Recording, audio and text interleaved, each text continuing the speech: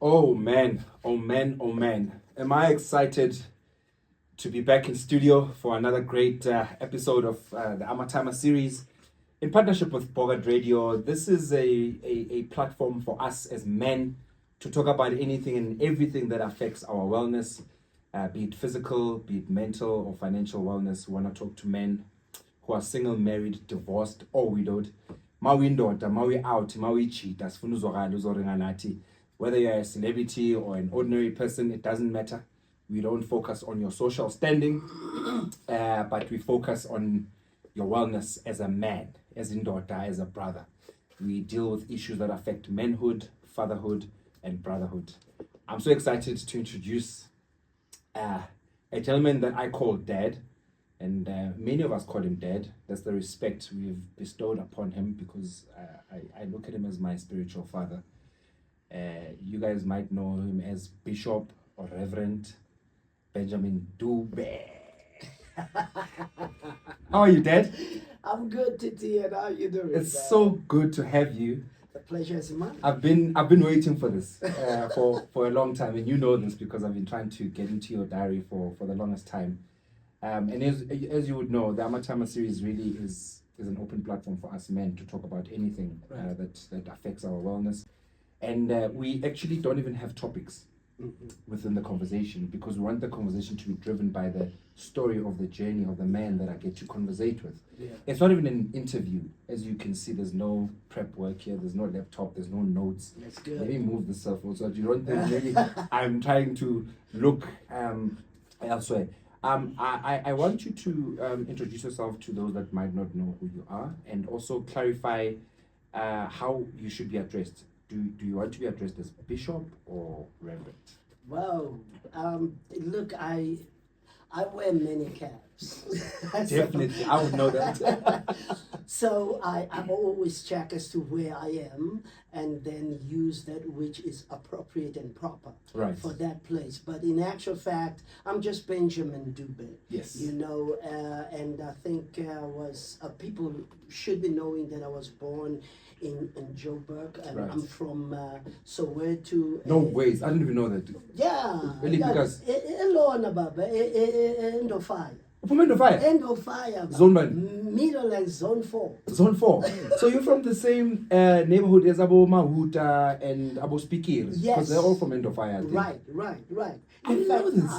I mean, we were all together, even Osin obviously was in Deep Clove. Right. And so we were very close, to each other. Wow, what an insight. But yeah, and I'm the last of the 5 siblings. Right.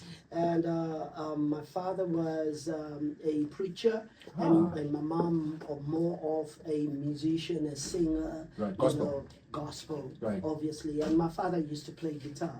Oh. And so, I mean, Benjamin Dube is coming from that background, a Christian family, and obviously I used to love playing soccer. Really? That has been... Dr. Kuman? Listen, Doctor, we were together at school at Aliwonga. Really? Yeah. Shout out to Dr. Kumalo. He's a star, he's a legend, we respect him and we love him, and he's a father as well. Yeah. I'm overwhelmed because I'm Soweto and I never knew this. I've always thought Pume Kuruleni for some strange reason. I think it's because I'm in Eguruleni right now by virtue of the church. Right. And of course, in fact, I moved from Soweto in 1992. Okay. And went to Eguruleni. So do you regard yourself as a Igurulelian or you are still a Sowetan? Listen, I'm a South African. I love that. Shout out to South Africa. Right. So you are a father of how many boys or girls? 4 boys. 4 boys. Yeah. And how old are they? The first one he was born in 1988. The second one, 1990, if I'm not mistaken. And then the third one, 1997. And the fifth one was in 2007. Shout out to Amatyma who remember the birthdays by year. Yeah, I get talked about when you remember by the year that you're born. Man, Of course, you'll never forget that. And what is it like to be a father? You know, I called you here as a father, as a man, as someone who is a public figure, someone who's highly respected in the community. Right. What does it look like, you being a father at home versus you being a preacher? Well, it's an exciting experience, to Right. tell you the truth. And then more so with me, I'm so glad because I'm fathering boys. Right. I wouldn't know how to handle girls. Shout out to the girls. You know, the boys, I handle them like, you know, hey, stop, aume baba, Right. aume, you know. Right. You know, it's more like we're friends, but they know their limits and they know their boundaries. Right. And I think one thing that I've learned, and I lost my dad when I was 14 years old. You're a teenager. I was really a teenager. Yeah. And I didn't know what fatherhood was because I was still very young. Yes, you were. But I looked up at him because of the work that he was doing, and that is the work of the gospel, Right. you know, preaching the gospel and all that. And, Sure. and he was a disciplinarian. Are you one? No. I think I'm more of a communicator than a physical person. And in saying, okay, Yeah. I'm not Yeah. there. You don't threaten. You No, don't, no, no. send idle threats either. Yeah. No, I speak. Right. And I said, if there is anything that has gone wrong, let's talk about it. I love that. And, you know, and bring your opinion and let me bring my opinion. And let's find each other. Exactly. Right. And most of the time, it's an issue of always not forgetting our positions. Right. And you have to always remember that you are a son. Right. You have to remember that I'm your father. Yes. And I have to remember you are a son. Right. You know, Right. it's not an issue of just saying just because you've done wrong and you stopped being my son. You're still a son even when you've done wrong. Yeah. Even when you grow older, you'll always be my son. Exactly. Right. And when coming to conflicts, let's speak. Let's Sure. talk. I like Let's that. communicate. I like that. And where did you adopt this parenting style of having conversations with your sons? Was your dad like that with you? Not really. I think by virtue of the fact that I was the last born, and they would be punished, and my father would punish everyone. Sure. I would be the only one that is Last not born. because I'm the last. Right. And they would be doing things, and you know, and he would see that, and, Sure. and he would actually say, okay, for everything that you've done. And you know, my dad was amazing because he would actually call everyone and say, okay, everyone, magashi zonozaki. Oh wow! So it's doing like a whole lineup, like a prison Yeah. lineup. That is okay. Tell us as to what did you do wrong. And you know what? He was very clever because He he knew knew what they did. Right. So he wanted them to confess. Oh. And so that he can beat them up. Sure. he was setting them up for failure. And with me, I was still young, so not many things that are wrong Right. and that I was doing. The only thing, obviously, was the issue of playing it in the street and Till late. playing. Yeah, Yes. when I see him coming, I Run. You'd run. No, that's a story that we can all relate to. I mean, I was raised by a similar type of parenting style. I knew that by 6 o'clock when it gets dark, Yeah. I would literally wait by the passage and I'd see my dad getting off the taxi. Yeah. I would run home. And by the time he gets home, it'll seem like I've always been the guy. And he would catch me out by my breath because I was still trying to catch my breath. Right. But shout out to all the dads. So what is it about your parenting style that is very different to how your dad? I mean, I know you were Yes. 14 when he passed on, but I'm sure you still have some significant memories of your upbringing. How is it different now? I mean, you've got 4 boys. Yes. And that's quite a tough ask on its own, you know. Oh yeah, It's a month to pay for, it basically. is. Well, you know, I realize that when they are young, And there is that saying that spare the rod, spoil the child. Right. And when they're young, I had to actually use the rod. Aha. And when they started becoming like 12, 14, Right. and then I would actually lose the grip just a A little. little bit, but the grip is still there. But It's still a little there, bit. but And back yeah. then it was okay because we were Yeah. used to the fact that a father next door, an uncle, a teacher actually had the right to reprimand you. Right. In fact, you would get Right. a beating twice. Yeah, From that particular. exactly. But when and Right. get it again. Yes. So when they turn 12, 14, you'd let go kancane. Yeah, I think that is was my way of actually saying you need to be responsible. Now, and one other thing I learned is that you cannot actually punish a child you have not taught. True. You have to teach, and then you can punish after Based teaching. on the teaching. Yeah, based on the teaching. Sure. Because there has to be a lesson, right? Exactly. Don't actually try to teach a child by punishing the child. True. Teach Because you're the punishing child. the relationship as well between you and the child. Exactly, and it's unfair. It's not a fair approach. No, it's because not. how will he know it's If wrong? he doesn't learn from you and the teaching. Yeah, you Sure. didn't actually teach him. As Yeah. don't get close to the fire. Yeah. I told you don't Yeah. Get Why? close. Why? You will, But we spoke about this. yes, we spoke about it. You will burn, and I don't want you to burn. Sure. But if you did that Sure. again, Yeah. and I discovered that there is no time where a parent should say, "I'm done." You have to continue for the rest Of your the life. child's life. You brought them into this world. Yes, and continue to teach and continue even to guide and mentor. I love that. Yeah. Guide and mentor. So I wanna put you on the spot. You've got your own church. In your church, how many men do you think are congregants? If you had to just guess. It's so amazing because my church is around 1,000, Right. and so I would say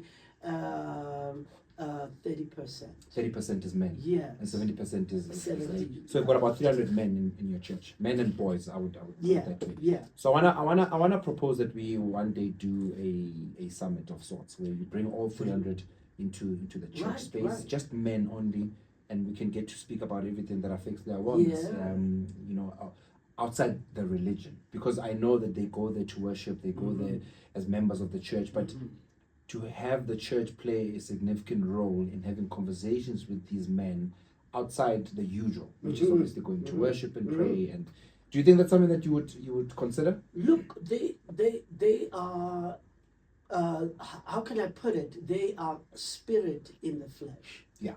So you cannot only give them the spirit and not actually look into the flesh part. I love that. And love that. because they are still flesh. Sure. And it doesn't mean when I am saved and I'm a Christian, then the flesh stops. Absolutely. Or it dies. It dies, or that you need to continue to manage the flesh, Right. and align it with your spirit. Sure. So that there would be oneness in you. In you. I'm sorry about that. No.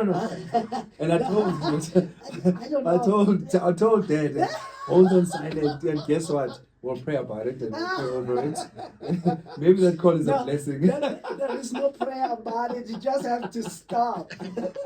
Absolutely. So in your leadership, as a man, Yes, sir. what is the one thing that keeps you awake and that worries you in terms of what's happening with men in this world? There's gender-based violence. Yes. It's a topic that we have to talk about, and we need to talk about, and we should talk about. I'm not sure if you're aware that in South Africa, every 63 seconds, a woman or child are a victim of gender-based violence. How does it make you feel as someone who's a leader, who's a public figure and a father? Look, I can tell you right now, especially in South Africa, I think we have a spirit that has been unleashed, that is meant to discredit Yeah. the man. Yeah. and to present the men in a different light. Sure. And I'm saying it's a spirit because we were groomed as black people to respect Right. our neighbors. Absolutely. And to always take care of those that are around us. Very true. More so when coming to our women. Mm. And we are culturally, a man is actually the pillar of the home. And now the man has turned to be or he has turned to pray over. He's a perpetrator. Yes, exactly. He's praying now over his family. Yeah. He is actually the enemy to the family. And the reason why I'm saying it's a spirit is because, even our own government is not able to get to nipping that in the butt. Yeah, because if they did, we wouldn't have cases every 63 seconds. We shouldn't have cases if they were actually, being proactive about some of the issues that are a reality. And the truth of the matter, TT, is that we can only do as much, especially as human beings. Sure. We need to get to a point where we actually, meaning nip it in the bud, in the spirit first. Yeah. And then we come back to the physical. Sure. In saying, okay, we got you in the spirit. Now we are getting you in the physical now. Like that. And we have even the authority, of coming and really fighting you by the authority that God has given us. Sure. And I think it has to definitely even, like you're saying, start even in the church, because community is in the church. Absolutely. Trust is in the church. Exactly. Yeah. And if we can have our men and know their position, there is this thing that we have lost our proper domain as men. Right. And the moment a person loses his proper domain, it simply means that that person it has allowed things to come in because he's no more where he's supposed to be. Yeah. It's almost the same situation that we have of the solar eclipse, and that we are talking about today. And the sun has been blocked by the moon. Right. And right now we have it as a full eclipse. Right. And the moon, the moment the moon takes the position of the sun, then darkness comes. Yeah. So in other words, when a man loses his positioning, his light, then darkness comes. Sure. And so we should not allow as men to have anything blocking our light, or come and how can I put it? Tamper with the position that With you've been ordained with. Exactly. Maybe I must preach. Come on. Deputy. TT Mbha Bishop. So when anything blocks or removes you from your proper domain, Your purpose, the true north, and your beginning sure, has been displaced, then there is going to be darkness. There is going to be confusion. Sure. There is going to be, when there is an eclipse, even animals get confused, and they think it's night, and yet it's still day. Sure. It's just that there is something that has kind of like blocking that light. That light. And gender-based violence is that darkness in our communities, in our societies. And I also think the lack of communication with our children at a young age also leads to such. I don't think any man gets born a rapist. I don't think any man gets born a racist. And so these things are acquired somewhere, somehow. Right. What's your take on the family unit? How important is the family unit? It is important because the misplacement of roles then messes up even the children.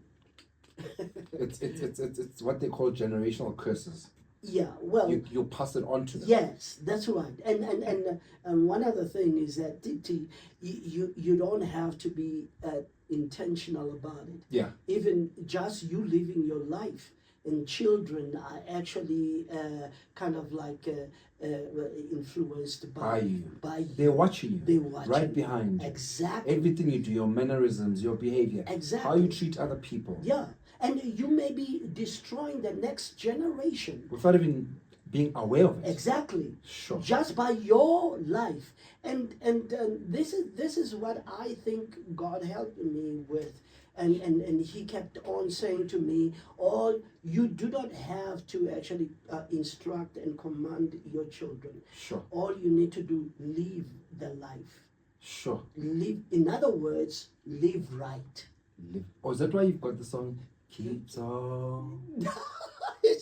Now, where are you going now, TT? We're talking. I mean, I'm having a conversation with you. So, Right. so for me, I'm led by what you're saying. Right, I Does that have get anything to do with, keep on giving, It has everything to do with it. And as a matter of fact, I wrote a song that is called Leave It Right. Leave it right. In other words, life is just for a while. Sure. Whoever leaves it must leave it right. or make sure that he leaves it right. Come on, you have to give us a chorus at the least of that song. The chorus, I mean, you can't bring a songwriter, composer. Life is just for a while. Whoever leaves it should try and live it right. Live it right. Amazing. Say it right. Do it right. Anyway, let me live it. Come on. There's a lot for us to talk about, but one of the things I wanted to talk about is your upcoming gala dinner. Yeah. Celebrating, I think, 30 years. 30 years in ministry. Please tell us a little bit about that, because these are things that you cannot not mention in this interview. To run a church for a period of 30 years is no child's play. No. You are dealing with people's lives, people's spirits. Certainly. Just give us the details so that those that are watching and listening can also possibly attend. Look, 30 years, 1992, I actually got a very clear, how can I say, persuasion, and somehow in my, relationship with God, and God said, you know what, I cannot praise myself, I cannot worship myself, and in fact, I have created human beings to actually praise me or be to the praise of my name, because I created them. Right. And so, and then God said, I want you to establish a place. And that's why we call it as High Praise Center. High Praise Center. Yes. Shout out to High Praise Center and all the congregants. We love you. Yeah. And then we actually established it in 1994, right, just before the democratic elections on the 27th of April. Right. And so, and then we then started as a revival. We did a revival for about 2 weeks. Right. And so that's how High Praise Center was established, and the actual vision of it is that we must usher God's government into the institution. Yeah. On earth. Love that. Usher God's government, in other words, the authority of God. How do we do that? We are doing it by acknowledging and worshiping Him and praising Him. He says, I dwell in the praises of my people. Whenever my people praise me and they worship me, I come down and then walk among them, because that is a magnet for me. Whenever 2 or 3 are gathered in my name, I will be there in their midst. Sure. And guess what, Titi? When you talk about the devil too much, he will show up. He will show you flames. All right. And I've been blessed and privileged to attend your church. It is the first time. I mean, I'm being completely honest. I'm 45 years old, and I've attended different church services. It's the first time that I've experienced such a long praise and worship session, but it didn't feel like it. I've never been in a situation like that where praise and worship just took over, and we were just letting ourselves go and letting the Spirit take control. The reason is because it's the house of the Lord. Right. It's the house not of Benjamin. Yeah. It's not the house of people. It's the house of the Lord. Sure. In other words, the focus, or the famous one, Right. or the popular one in the house. Yes, I'm sorry. God. I'm starting to preach. The most popular one in the house is God. Nothing else. And no one has to be above God. Right. If he says, I need you to just worship me all the way from the beginning until the end, we'll do it. Absolutely. You know why? Because it's his house. His house. You know, but at the same time, we need to always be cognizant of the fact that when he comes, he doesn't just come for praise. Yes. He speaks to his people. I love And that. and he lets them know how grateful he is. And that is through the word. And then he speaks to us and he tells us that now I'm giving you the power to go out. So you are the instrument. Shout out to you. Shout out to you. One of the things I wanted to chat about with you is the concept of judgment Yeah. in society, societal judgment. Yeah. You are a preacher. You are a respected public figure. How did your divorce affect? And I hope you're comfortable. If you're not, this is not an investigative show where we're trying to dig people's lives, but I just also want to teach others about what men go through, what the different wellness related issues that we experience, and divorce being one of them. It's a topic that a lot of people don't like to talk about, but we have to talk about because it is the reality of life. People divorce for different reasons, and we have to respect the reasons. I think what's important is that when there's children involved, that the children are taken care of through it all. So the reason I'm asking about judgment is, of course, you went through a divorce, and I'm sure there was public scrutiny around that. How can a preacher, a bishop, a reverend go through a divorce, and we forget that you're also a human being? So how what's your opinion on judgment, and how did you overcome some of those negative comments that came with that? Look, you're still talking about a divorce. I'm talking about 2 divorces. Sure. You're still behind. No, I was just trying to manage and not to... Right. But I want you to tell your story. It's your journey after all. Sure. Yeah. But look, you go into marriage with 2 characters. Right. And then there is a time where you actually don't see things the same. The same, yeah. And with me, in the first divorce, which was my actually main marriage, right, was because I was more zealous and more enthusiastic about ministry. Aha. And then I got to a point where I wanted to please the people. I wanted to be approved by everybody else, by everybody, but yourself, but even my family. Sure. And in fact, I didn't look at my family. I looked at the work, and I made the work God. Right. And even when my wife, my ex-wife, whom now we are together now. Wait. Slow down. So your first wife, you have reconciled with her as we speak. That's right. All right. As what? We are together now. You're together. Yes. Are you guys gonna marry again? Or? Well, that is for the next podcast. Okay, that's yeah. all right. Keep it locked on the Amatyma series if you wanna know what's gonna happen next. And then what happened with the second The divorce? second one was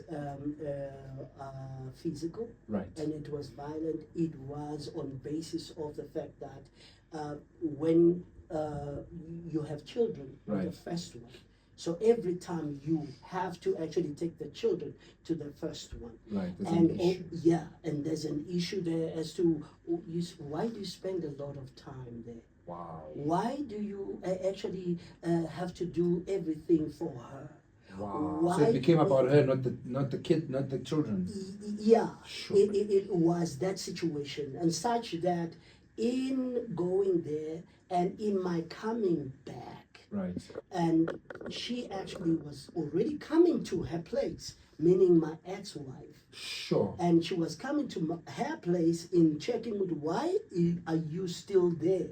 Sure. And then we met on the road, and that's where there was that violence and Towards you. yeah, towards me. Sure. And obviously I knew if I would lay a hand, It's a different story. I you was know go- them. You know yeah. the tabloids would have no, had you for lunch. not even the Yeah. tabloids, even the police. Right. She would go to Yeah. the police station, and she Yeah. would say he did this, and I'm locked up. Sure. You know, and Sure. and I didn't touch her. I didn't do it, but I had bruises. Sure. And And you that's never what- opened the case?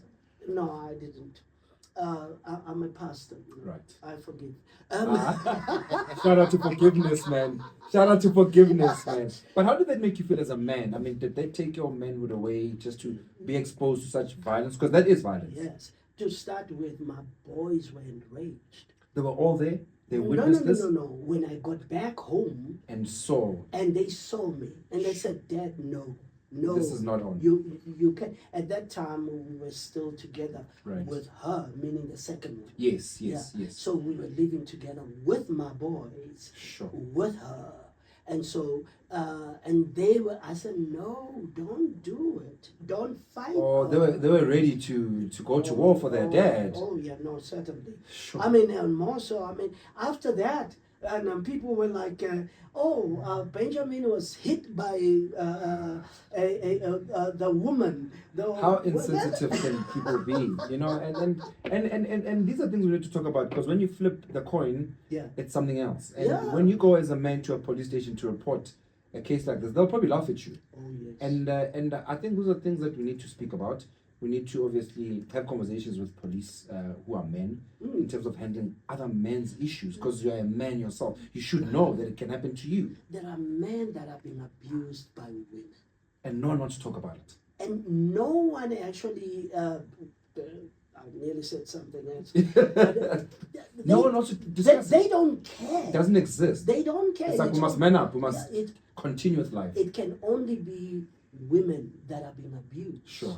But the truth of the matter is that there are men who are so how can I put it? Who are so respectful Right. of women, such that they don't mind in being laughed at Yeah. when they lay hands on. But I've discovered one thing, that the worst thing that a woman can do is to lay a hand on a man who has never laid hands Yeah. on her, Absolutely. and that is going to bring karma for her. Yeah. And things won't go right for her because she has done what was not supposed To to be be done. done. Yeah, I think this issue of men being abused is something that we really need to tackle and probably unpack, bring in some professionals, because I do know of men personally who are being abused, but they can't talk Yeah. about it because they're scared of being, laughed at by other men. And that's the worst part, is that other men laugh at other men as well. You know, you throw unjani, you weak. Exactly. I can't believe we are actually at the end of our session. That's how quick things go. But before I let you go, you lost your dad at the age of 14. Yeah. What is the one thing that you never had an opportunity to say to him that you'd like to say to him now, in retrospect? If he had to walk in and say to you, I've got 2 minutes, what would you like to say to him? You know, I would say thank you for introducing me to the creator Right. of everything and the sustain of everything. And I would thank him even for, it is a gift that is beyond material gift, because it gave me wisdom, it gave me integrity, understanding, and in really partnering with God, Sure. that was a gift that I never knew that it would keep me and give me longevity in life. Sure. You know, and when he passed away, I actually thought he left me a note or some people leave a will, Right. but others don't leave anything. They leave And- problems. Yeah. Yeah. And I thought that's what he left us. But later on I discovered that he put in me something that will last me forever and Sure. for eternity. Sure. And by him just making me aware that my partnership with God and my relationship with God is able to make me unstoppable, untouchable. Have you ever said "I love you" to your dad? At that time, I didn't even know what it love meant. was, Sure. you know. Sure. And obviously, even him was not a very kind of like a very close Yeah, person. right. He was, like I said, Tough. very Tough tough. love. Yes, Yeah. exactly, tough love. Right. But right now, I actually say to God, Lord, I love you for my father. Sure. I thank you for my father. I thank you to know now that he really loved us in making sure that we keep away from the ways Of the world. of lawlessness. Lawlessness. Sure.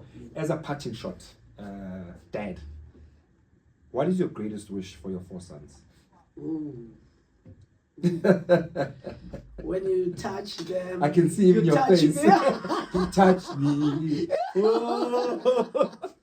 I love my sons, Right. and I always tell them, I love them. I am proud of them, and I thank God for keeping them within the boundaries of His love.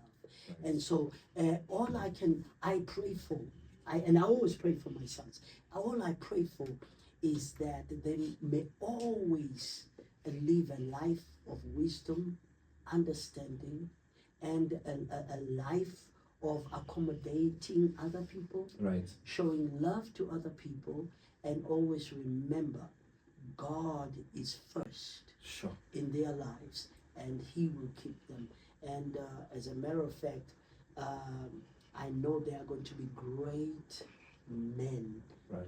in our country. Dad, I'd like to take this opportunity to thank you for coming to the Amatyma series. You are definitely coming back. We need to unpack a lot of other issues that affect the wellness of the man. But the biggest lesson for me here as a father, as a husband, is to tell your loved ones you love them whilst they're still alive. Right. Don't wait to tell them when they're gone. Give people the roses to smell whilst they can. Another great episode of the Amatyma series in partnership with Bogart Radio. Thank you, Bishop Benjamin Dube. See Valley City. Danko.